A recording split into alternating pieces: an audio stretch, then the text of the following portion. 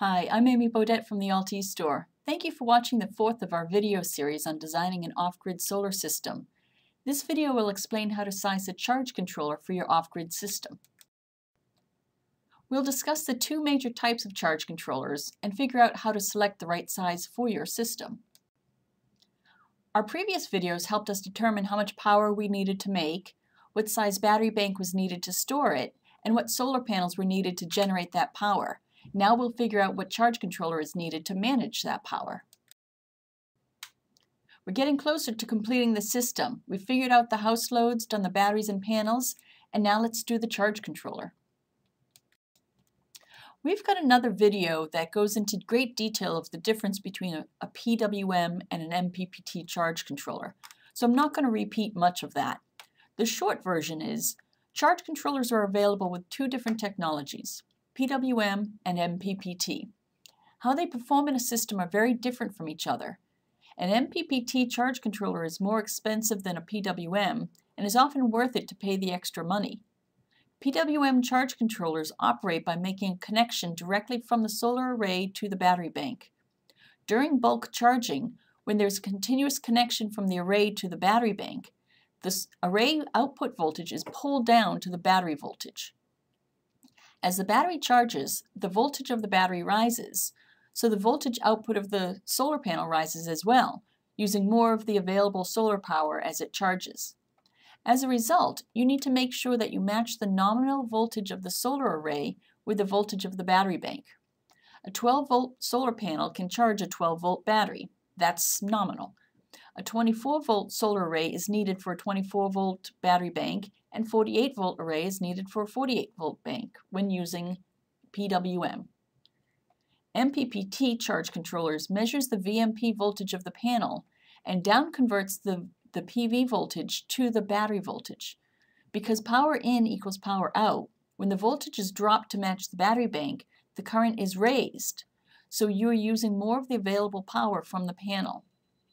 So you can use a higher voltage solar array than battery, like the nominal 20-volt grid-tied panels that are more readily available.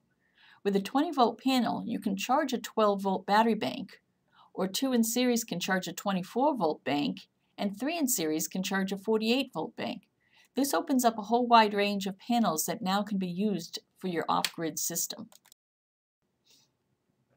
To determine what the specs are for a solar panel, you can look at its data sheet or the label on the back of the panel. When sizing a charge controller, the two numbers you're most interested in are open circuit voltage, or VOC, and short circuit current, or ISC. These are the volts and amps the panel outputs when it's not connected to anything pulling it down. You keep hearing me talk about nominal voltage. Nominal voltage is a way to categorize battery-based solar equipment. Because a higher voltage is required to charge a battery, nominal voltages are used to help see what equipment goes with what. So a nominal 12-volt panel, which actually has a VOC voltage of around 22 volts, plus or minus a volt or two, and a VMP of around 17 volts. And if you count the number of cells, or silicon squares on the front, it'll likely have 36 cells. Likewise, a panel that was designed to charge a 24-volt battery bank will have a VOC of around 44 volts and VMP of around 36 volts. Counting the cells will come up with 72, twice as many as a 12-volt panel. If you wire two 24-volt panels in series, or 4 12-volt panels in series, you can charge a 48-volt battery bank. This was all well and good for battery-based systems, but then along came grid-tied systems, and 12, 24, and 48 volts became pretty meaningless. So the industry sort of standardized on 60-cell or 20-volt nominal panels. Alone, they're too big to charge a 12-volt battery and too small to charge a 24-volt battery. An MPPT charge controller solved that by reducing the voltage down to the required range, and in doing so, increasing the current output so you're not losing power. So let's start with sizing a charge controller with matching panels and batteries. This can be done with a PWM charge controller. Our first example is going to be one string of panels. We check the label or data sheet and confirm that with a VOC of 22.1 volts, that it is a nominal 12-volt panel, and that the ISC is 8.68. We then multiply the ISC by the number of parallel strings, 1, and multiply it by NEC's safety factor of 1.25 to get 10.85 amps minimum charge controller size. Great, I'll round that up to a nice 15 amp Morningstar ProStar 15M with a meter. Now let's try it with 4 parallel strings of the same 140 watt panel. Notice I'm not talking about how many panels are in each string in series because I'm using a PWM charge controller. I know that I'm using the right number to match the voltage of my battery bank. So I've got 1 panel for 12 volts, 2 in series for 24 volts, and 4 in series for a 48 volt battery bank. So here we go with 4 parallel strings. 4 strings times short circuit current times NEC's 1.25 equals 43.4 amps. So I'm going to round up to a nice Morningstar TriStar 45 amp charge controller. Now let's get into MPPT charge controller. If you're using the same nominal voltage panels as battery bank, the math is exactly the same as what we just did for the PWM. An MPPT charge controller can manage the same or higher nominal voltage panels as batteries. There are some boost charge controllers that can take a lower voltage panel and boost it up to the correct voltage to charge a higher voltage battery bank. These are generally designed to take a single panel to charge a 36 volt or 48 volt golf cart. However, most charge controllers need the nominal voltage to be equal to or higher than the battery bank.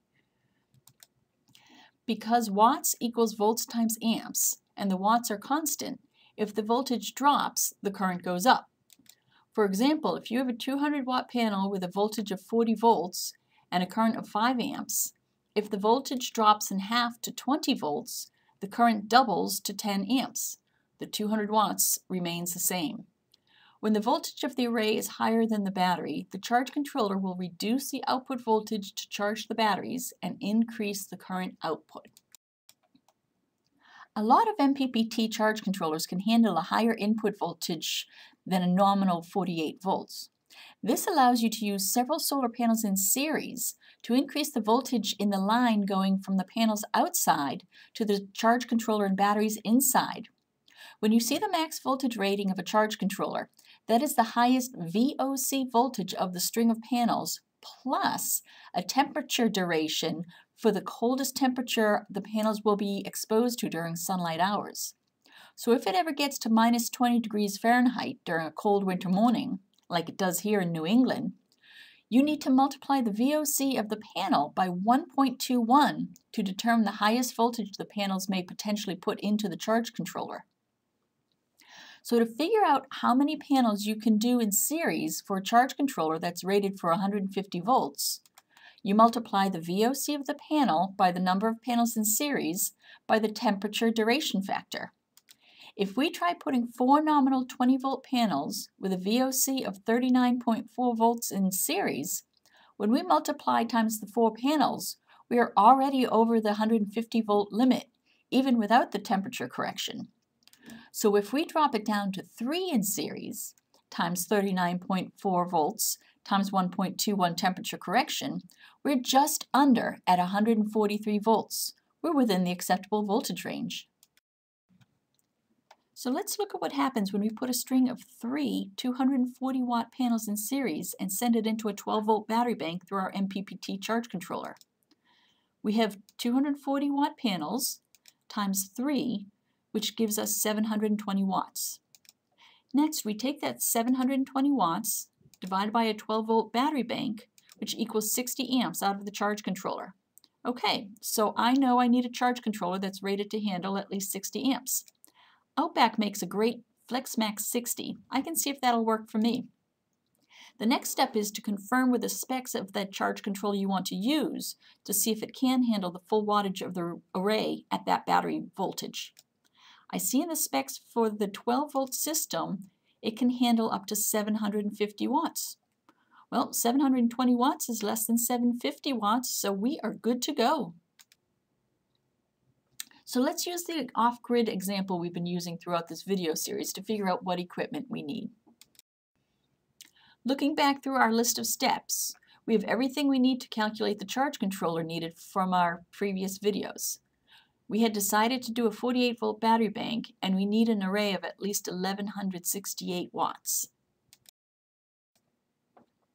First, let's do a PWM charge controller. We know we need at least 1168 watts of solar. We also know we need to have the nominal voltage of an array that's equal to 48-volt battery bank. So we will use two 24-volt panels in series to equal 48 volts. If we use the SolarWorld 315-watt panels, 1168 watts divided by 315 watts equals 3.7. So we need 4 of those panels. So we'll have 2 parallel strings of 2 in series. To figure out what size charge controller we need, we take those 2 strings times 9.19 amps short circuit current times that safety factor of 1.25 equals 22.9 amps. So we can round up to a 25 or even 30 amp charge controller, depending on which model we like. For instance, the Blue Sky Energy Sun Charger. Now let's do an MPPT charge controller. We know we need at least 1168 watts of solar. We also know that we need to have a nominal voltage of the array equal to or greater than the 48-volt nominal battery bank. So, if we wanted to use nominal 20-volt panels, traditionally used in grid-tied, we would have to use 3 in series to get at least 48 volts nominal. If we use the Kyocera 260-watt panels, 1168 watts divided by 260 watts equals 4.5. But we know that we need to do strings of 3, so we have to use a number divisible by 3. So we round up to 6 panels.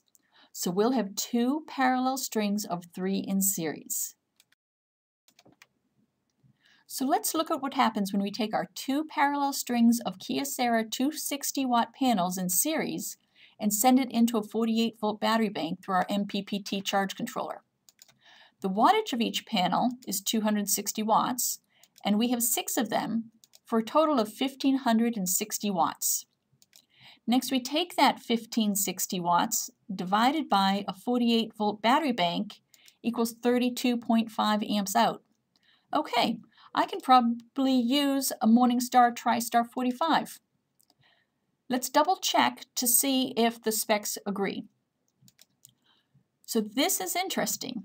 Even though our math says we need at least 32.5 amp output, the Morningstar specs are saying that their 30 amp charge controller can handle up to 1,600 watts with a 48-volt battery bank. That's because the MPPT charge controllers are designed to current limit their output. Even if I'm putting enough power in to generate 32 amps out, the charge controller will limit it to 30 amps. So I have a choice. I can slightly undersize the charge controller and get the TriStar 30, knowing that on occasion it may clip the output a little, or I can move up to the TriStar 45 charge controller, which will output the full 32.5 amps.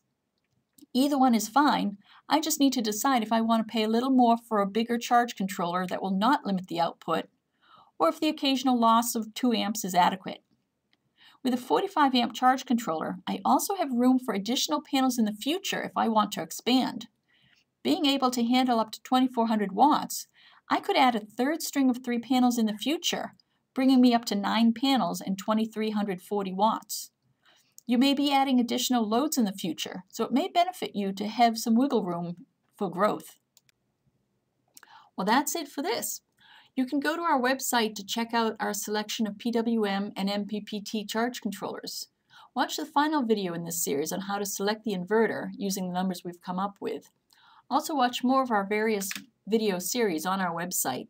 And we've got a team of highly trained technical sales reps available to help you plan your system. Give us a call. Thanks so much.